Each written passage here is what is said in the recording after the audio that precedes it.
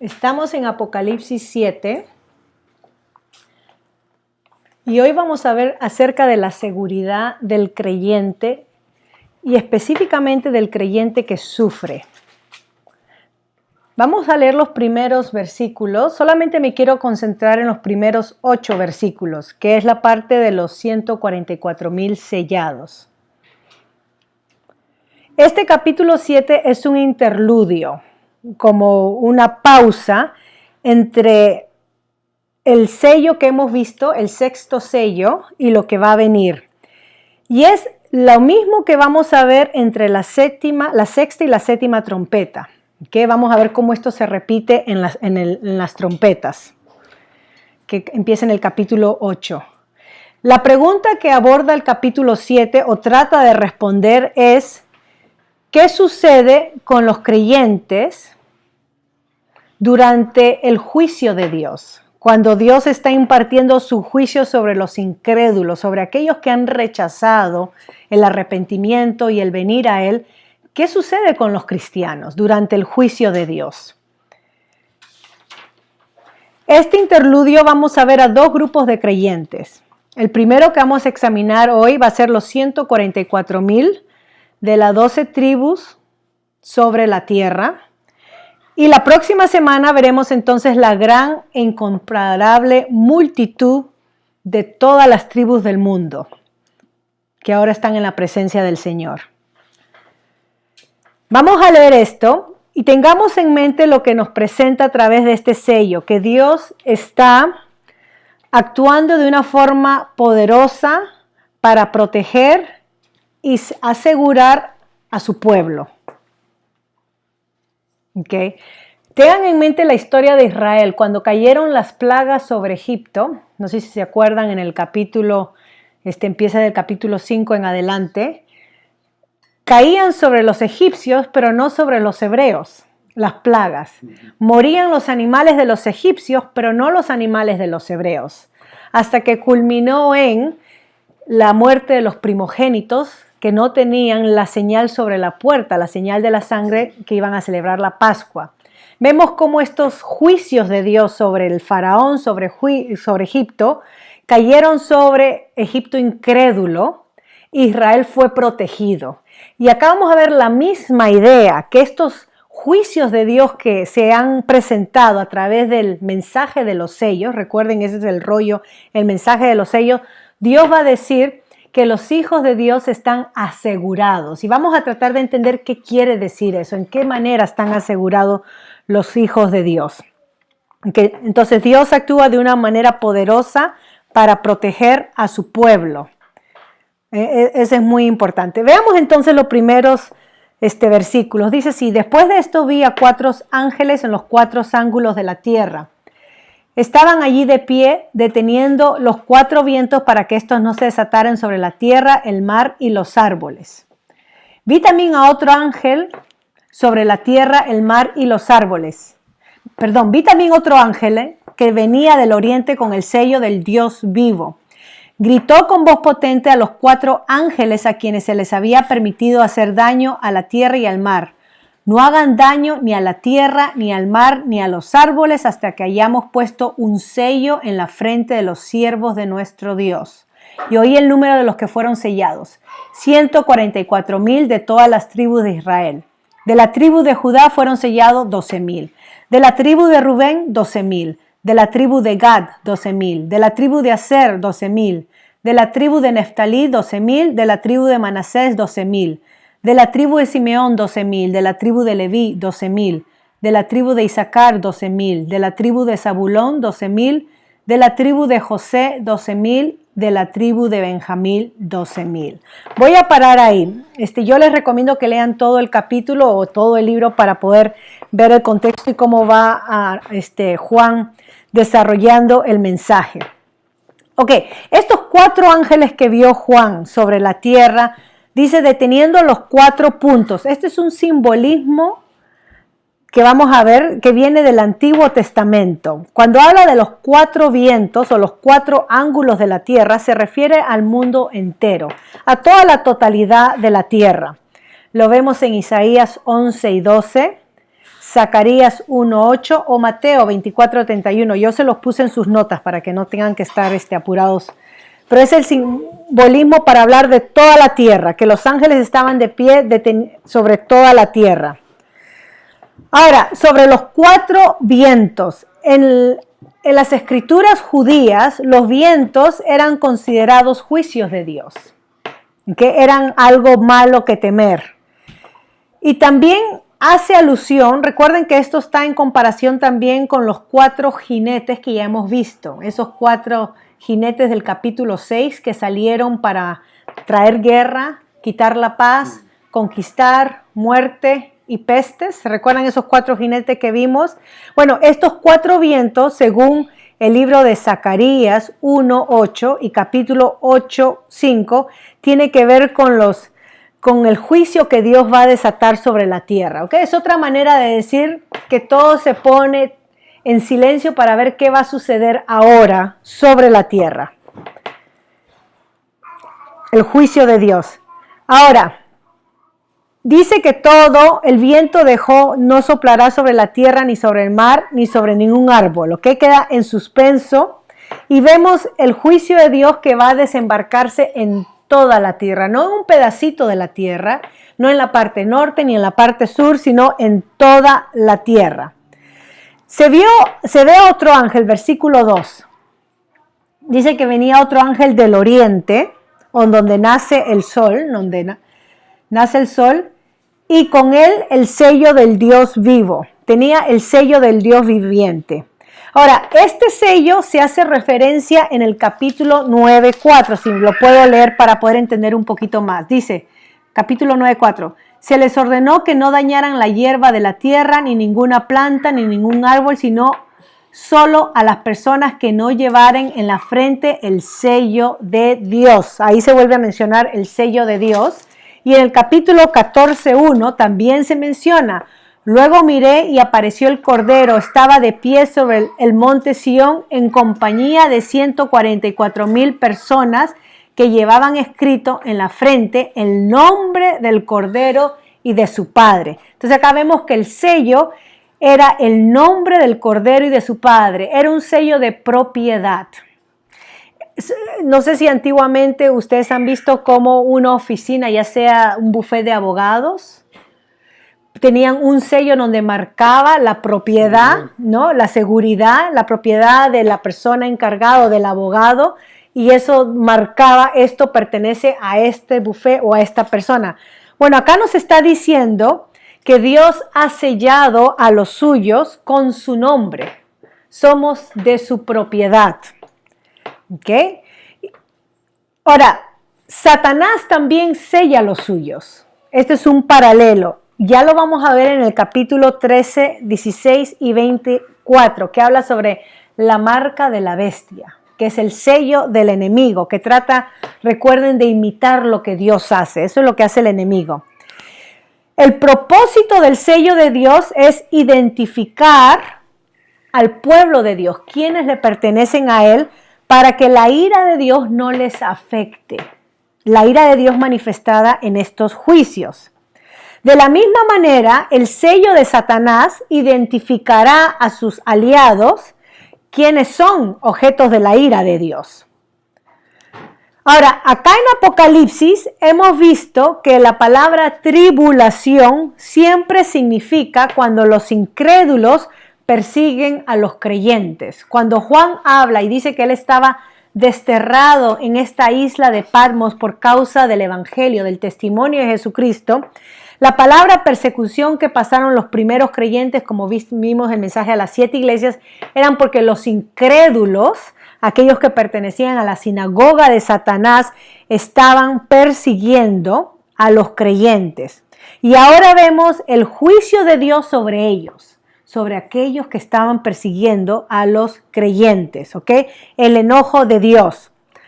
Al principio de este juicio de Dios, Juan nos va a apuntar y nos va a decir que el propósito de castigar a los incrédulos eran para que se arrepientan y regresen o vengan a la fe de Cristo Jesús. Pero a medida que los juicios incrementan, ya no va a haber oportunidad, o vamos a ver que el corazón de ellos se endurece y la oportunidad cesa para el arrepentimiento, no porque Dios sea malo, sino porque ellos deciden pelear contra el mismo Dios, pelear contra el pueblo de Dios. Entonces, el propósito positivo de los juicios de Dios era para traer al arrepentimiento. Y esta frase, el sello del Dios viviente, está hablando sobre el Dios que hace pactos, el Dios bíblico, el Señor, ¿okay? A quien le pertenecemos. Ahora, antiguamente yo mencioné esto un poquito al principio, pero un sello es la manera como se demuestra una verdad, una posesión, seguridad o protección. El sello también marca seguridad o protección. Efesios capítulo 1:13 dice que hemos sido sellados desde antes de la creación del mundo. Y también es una señal de la verdad de Dios, de su promesa, el sello. Entonces tenemos verdad, se habla de una verdad, posesión, seguridad y la señal de la promesa de un regalo de Dios, como el sello del Espíritu Santo, que es la garantía de nuestra salvación, ¿no? Según este libro de Efesios, capítulo 1, que habla que hemos sido sellados con su Santo Espíritu. Ahora, a estos ángeles, a quienes se le dieron el poder de dañar la tierra y el mar, vemos que Dios está en control de los juicios, de la misma manera como Dios dio a los 4 jinetes autoridad para quitar la paz y traer la guerra, es Dios dando la autoridad, ¿okay? Él es el que limita el juicio. Ahora, los creyentes son sellados y hay estos 2 propósitos. Para que no sean lastimados por los incrédulos en el juicio.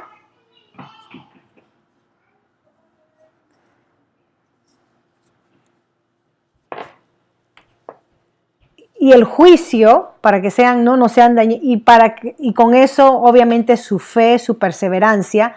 Y el juicio tiene el propósito para que se arrepientan los incrédulos y clamen a Jehová a través de Cristo Jesús.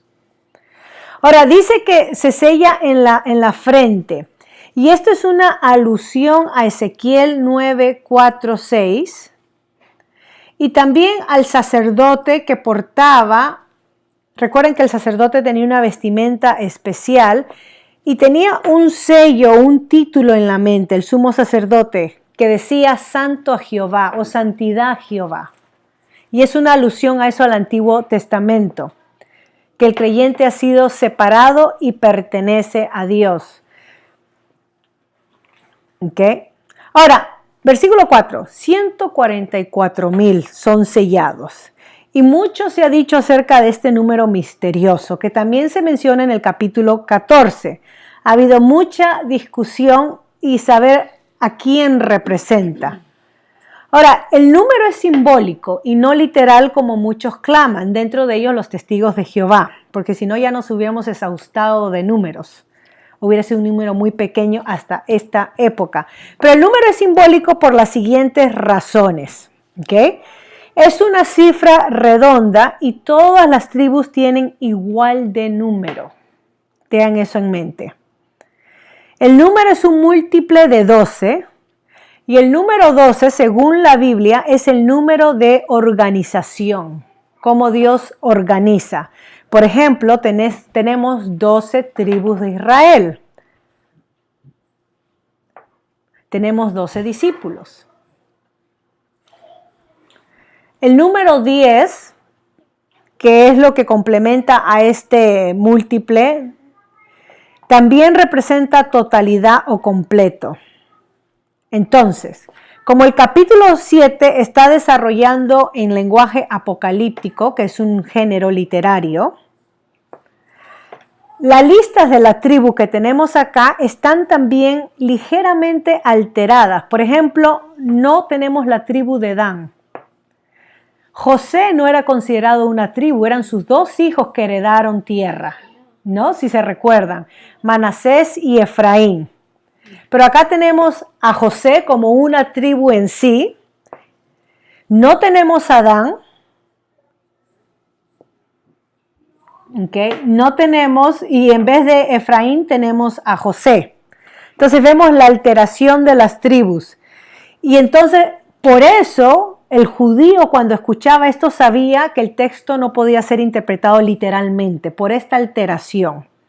Ahora, ¿cómo interpretamos este número? Y les voy a comentar o le voy a participar de algunas posibilidades que se han dado, y de ahí vemos cuál encaja con la totalidad de la Biblia. Zacarías 12:10, a ver si lo leo. Hay mucho pasaje del Antiguo Testamento que nos trae luz a los textos del Nuevo Testamento y debemos de dejar que la Biblia se interprete así sola, ¿no? Nos ayude a interpretarse. Zacarías 12, casi el penúltimo libro del Antiguo Testamento.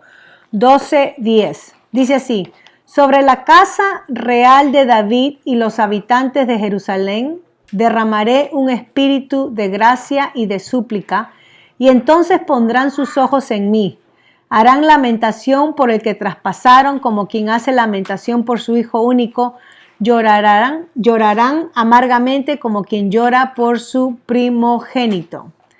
Acá está hablando del juicio de Dios sobre los enemigos de Jerusalén, aquellos que se proponen destruir donde Dios había puesto, digamos, su habitación. Y este versículo, ¿por qué lo hablo? Porque está hablando de Israel creyente. Al final de los tiempos, todos aquellos que, dice, derramaré sobre la casa real de David y sus habitantes un espíritu de gracia y de súplica para que pongan sus ojos en mí. Cuando vemos este texto con Romanos capítulo 9 al capítulo 11, vemos que el creyente gentil es injertado en la comunidad o incluido en la comunidad del creyente israelita. O sea, para hacer la aclaración, nosotros que somos gentiles porque no venimos de un trasfondo judío, no tenemos la tradición, no venimos de ninguna de estas tribus, ¿no? Ni conocemos esto como parte de nuestra historia ancestral. Nosotros, al creer en Cristo Jesús, venimos a ser parte del Israel espiritual. La iglesia es parte del Israel espiritual.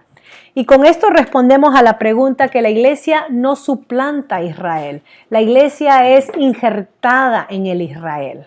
Nosotros somos traídos cerca con el israelita que cree, con el judío creyente, y venimos a ser parte de un solo cuerpo o de una sola nación, derribando las paredes de nacionalidades, de raza, de etnia, inclusive de sexo, porque ahora en Cristo Jesús ya no hay judío, ni griego, esclavo, ni libre, hombre, ni mujer, ¿no?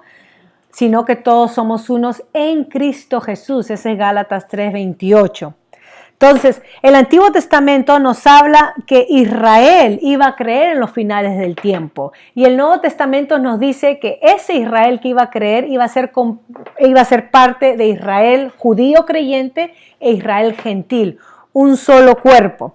Entonces, acá en Apocalipsis 7 tenemos la figura del Israel creyente al final de los tiempos que han sido sellados por Dios. ¿Ok? Y también el Israel espiritual es un título que Pedro lo usa para la iglesia. Ahora, si en este capítulo 7 y en el Apocalipsis el sello no se limita a un solo grupo, sino que representa la posesión, ¿no? La protección de Dios sobre su cuerpo y sobre su pueblo. Y ya hemos dicho que Satanás también sella a los suyos, imitando lo que Dios hace.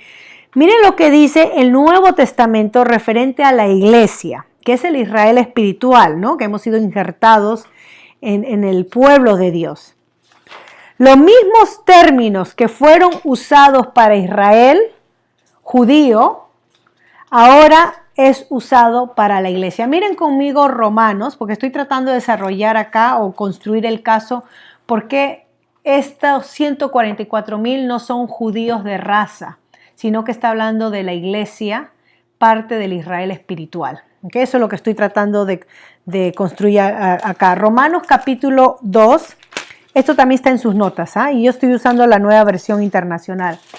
Romanos 2, 28, miren lo que Pablo dice, siendo él un judío celoso, 2, versículos 28 y 29. Romanos 2, 28 y 29. Lo exterior no hace a nadie judío, ni consiste la circuncisión en una señal en el cuerpo. El verdadero judío lo es interiormente y la circuncisión es la del corazón, la que realiza el espíritu, lo que está hablando Zacarías, no el mandamiento escrito. Al que es judío así, lo alaba Dios y no la gente. Acá está hablando que el verdadero israelita es aquel que cree, aquel que ha sido transformado por el Espíritu Santo, aquel que es creyente. Eso fue en el Antiguo Testamento. Todos los que eran parte de la nación de Israel no fueron salvos, porque no todos creyeron a la palabra de Dios. Por eso que muchos murieron en rebeldía.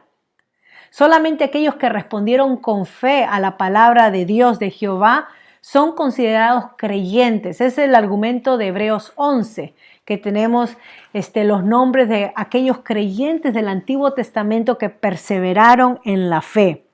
Gálatas 3:29, como les mencioné, y Filipenses 3:3, voy a leer este pasaje, Filipenses 3:3, el libro después de Gálatas, dice, porque la circuncisión somos nosotros, o sea, el ser judíos, los que por medio del Espíritu de Dios adoramos, nos orgullecemos en Cristo Jesús y no ponemos nuestra confianza en esfuerzos humanos, sino en lo que Dios hace con uno cuando uno cree.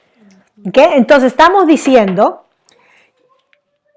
que la iglesia no suplanta a Israel. Ahora Dios se enojó con Israel y la iglesia es el nuevo pueblo de Dios. No. Lo que estamos diciendo es que la iglesia viene a ser parte del Israel espiritual que cree en Jesucristo. Y venimos a ser parte de un solo cuerpo, una sola familia. ¿Okay? Y acá entonces Juan, en una manera simbólica, usando el lenguaje apocalíptico, dice que Dios va a sellar a los suyos antes de que empiecen los juicios sobre la tierra y comienza a dar estos números redondos para decir que Dios sella a los suyos. Es otra manera de decir Dios sella a los suyos.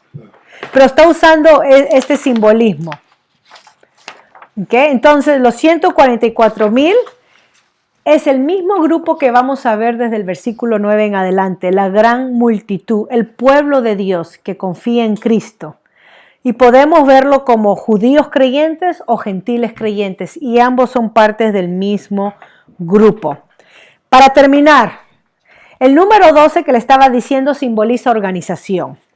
Fuera de la Biblia, interesantemente, tenemos 12 signos del zodiaco, organización. Tenemos 12 meses del año, organización. En el Antiguo Testamento yo le mencioné los 12 hijos de Jacob, ¿no? Las tribus judías, sin contar a su hija, porque Jacob también tuvo una hija, Dina, que no es contada. Vemos 12 pilares del altar. En el altar del sacrificio tenían que haber 12 pilares.